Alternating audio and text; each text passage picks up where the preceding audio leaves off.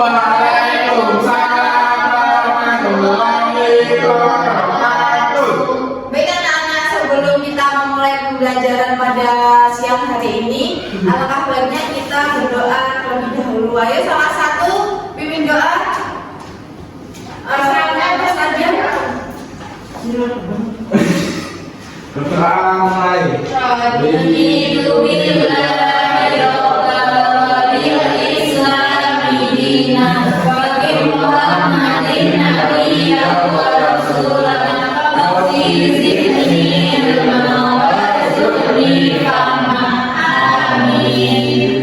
Nah, baik.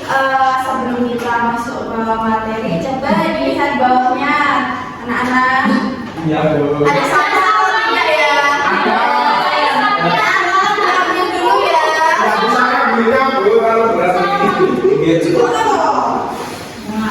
Ayo Mas Radian di depan sini loh. Yang belajar dong. Wih, sama terapi. Ada dua. Maaf. Nah, udah bersih kan? Kita itu sebagai manusia, khususnya umat Islam ya, Islam semua kan? Islam. Kita harus menjaga kebersihan, karena kebersihan adalah sebagian dari iman. Nah,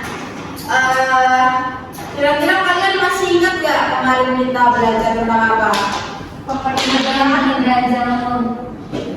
Betul. Kira-kira tahu gak sih kalian itu tentang apa itu indera jauh?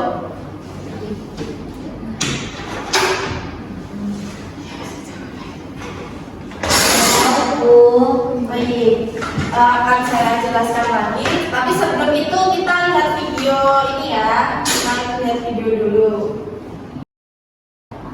Nah, perhatikan ya anak-anak, nanti ada diskusi mengenai hal ini terkait dengan video yang saya tampilkan.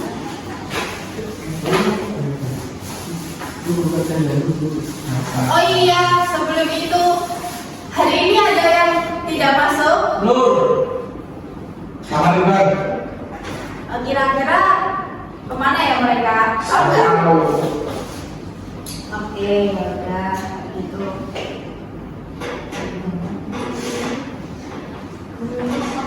Nah, kita masuk ke materi penginderaan jauh dan SIP untuk tata guna lahan dan transportasi.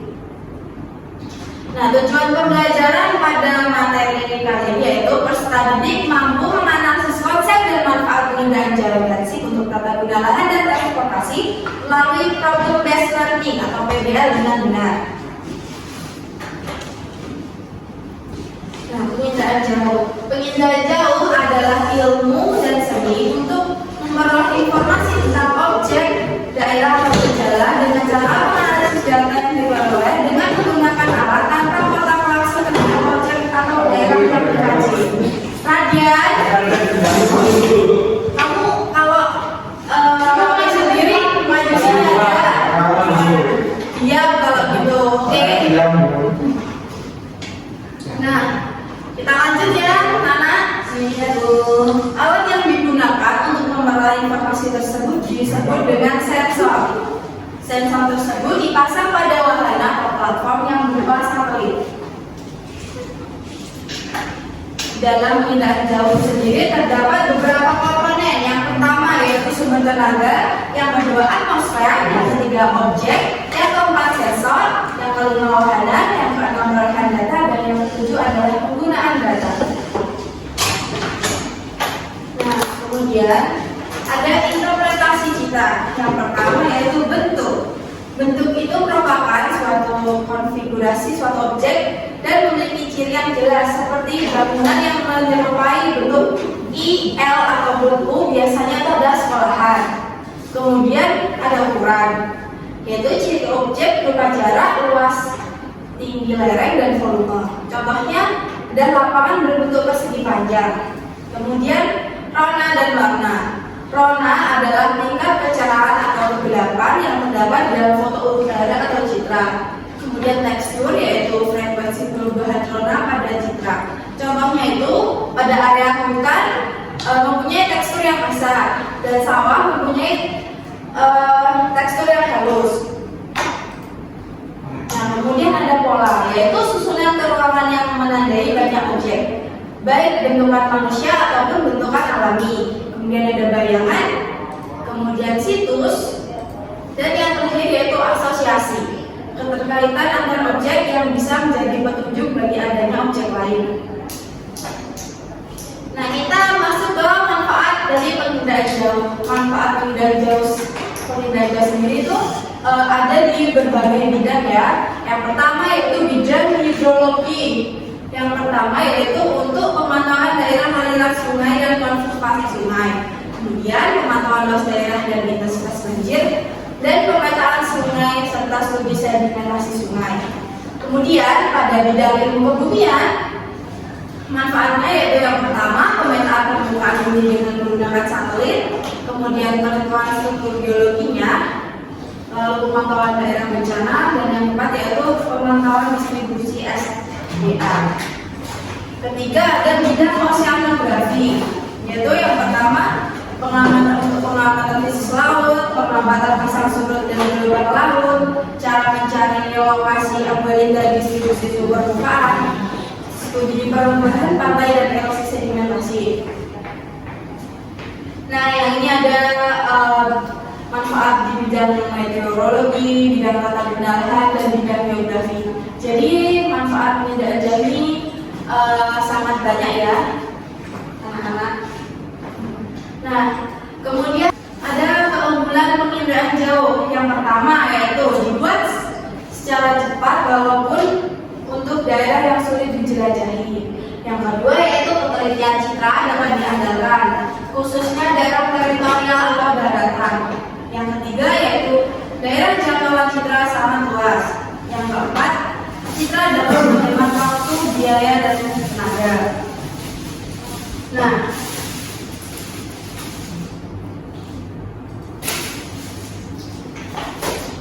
oke, setelah ini bentuk kelompok ya. Kelompoknya dibagi dalam 2 kubu aja. Kubu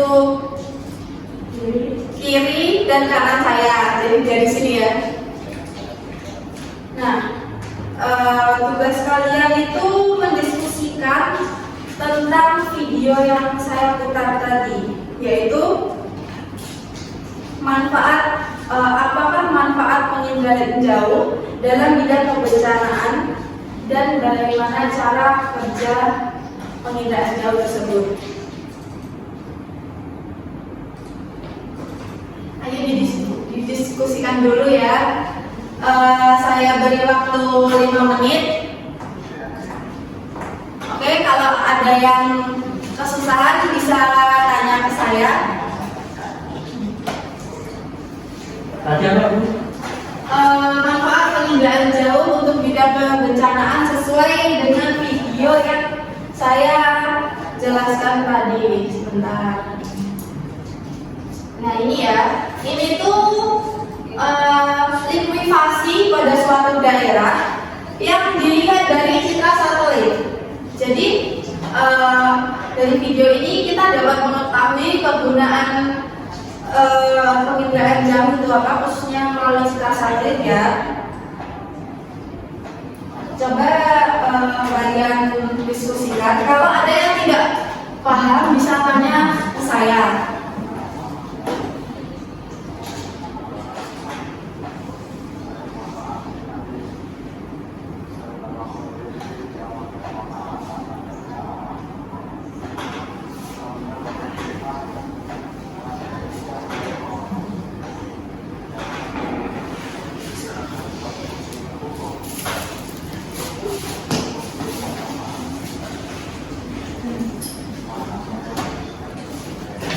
Ayo kelompok sini, udah belum?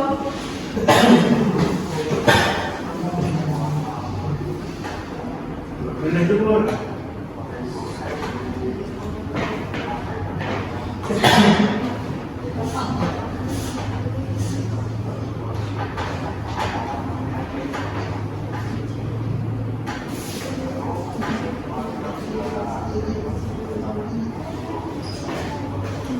Ayo kelompok sini udah Sudah betul.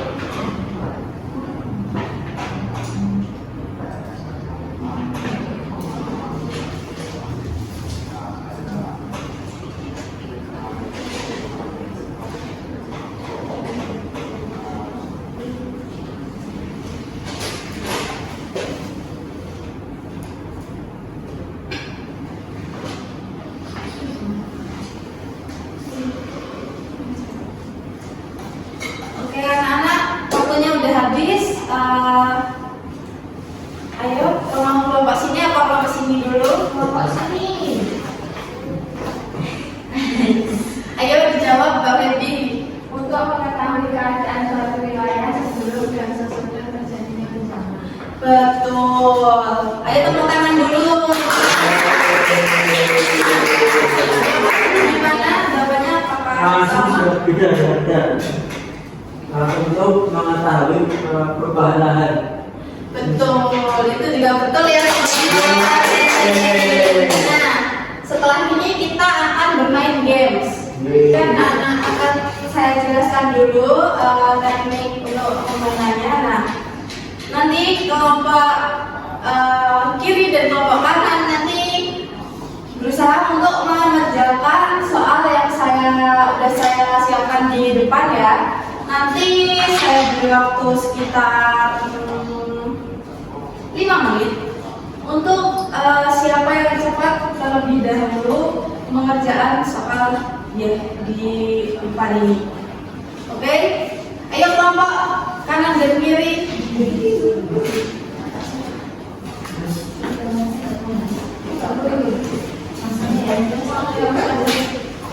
Bawa pulpen ya. Ya Bu.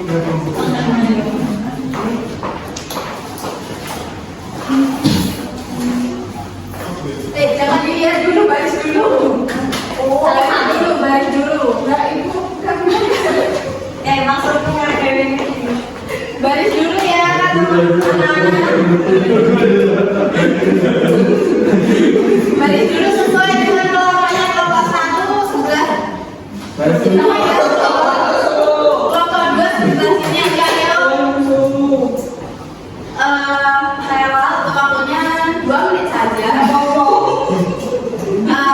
Bisa dimulai dari sekarang. Ayo cepat. Nggak mau cerita di sini sendiri.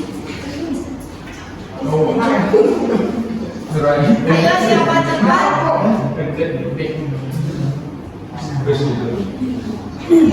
Saya siap video.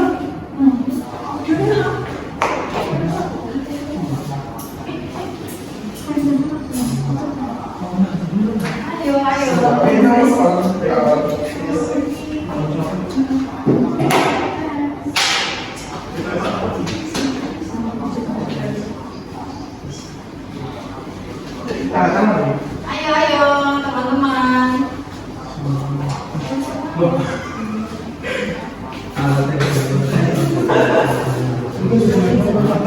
Ya oke. Ayo lanjutnya. Kalau ini jangan sekali. Ayo nanti aku seperti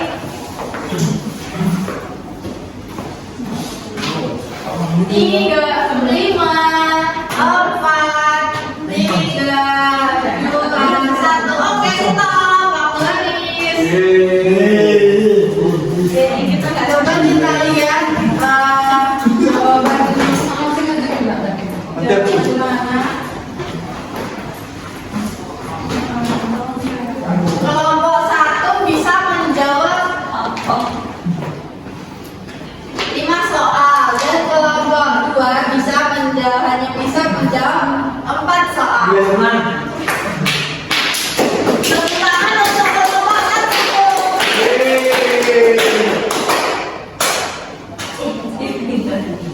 Nah, oke.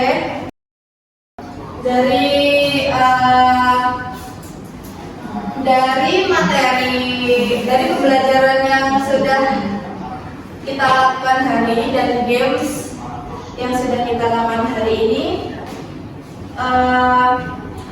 apa yang dapat kalian pahami dan kalian pelajari?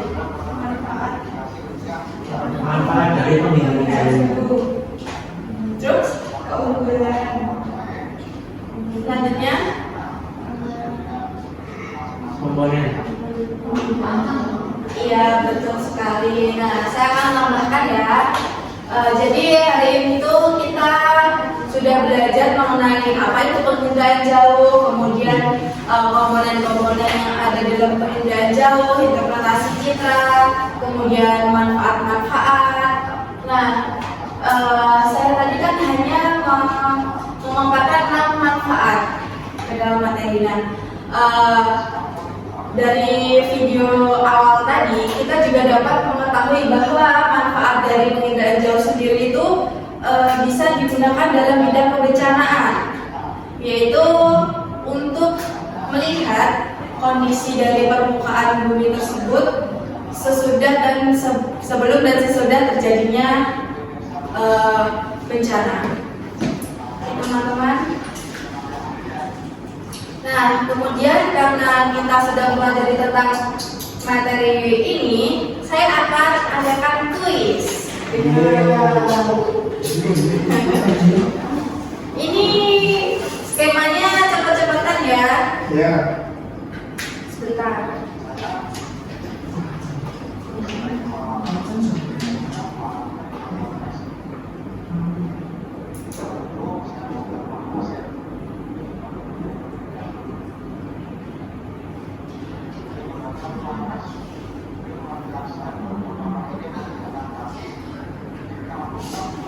Oke, perhatian dulu anak-anak.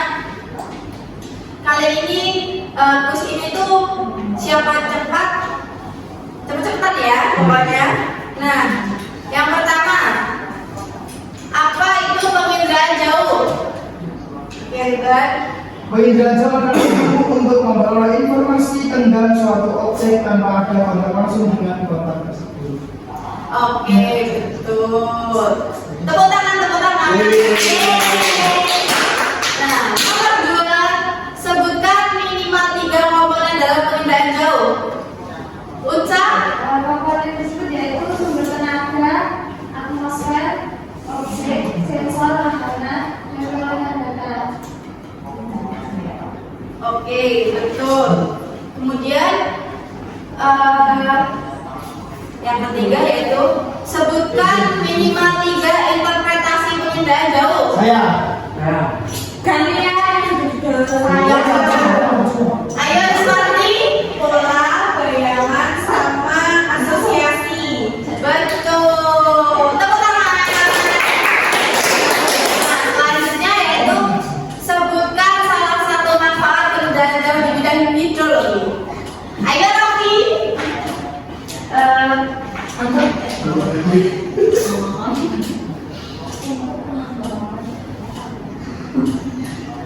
Kamu ada untuk pemantauan daerah aliran sungai dan konservasi sungai. Betul. Tepuk tangan. Selanjutnya sebutkan salah satu keunggulan dari penginderaan jauh. Emang biayanya yang waktu. Oke, betul sekali. Tepuk tangan teman-teman. Oke. Nah, untuk anak-anak yang belum menjawab atau belum sempat ngacung, kira-kira ada kesusahan atau tidak ya? Jalan udah. Oke, nanti Ibu akan share materi ini ke grup kelas ya. Oke, selanjutnya bagaimana pembelajaran kita hari ini? Apakah menyenangkan? Sangat menyenangkan, Bu. Yang kompak dong, menyenangkan atau tidak? Menyenangkan. Oke, karena kita udah di penghujung materi pembelajaran, sebelum kita mengakhiri, kita baca doa terlebih dahulu.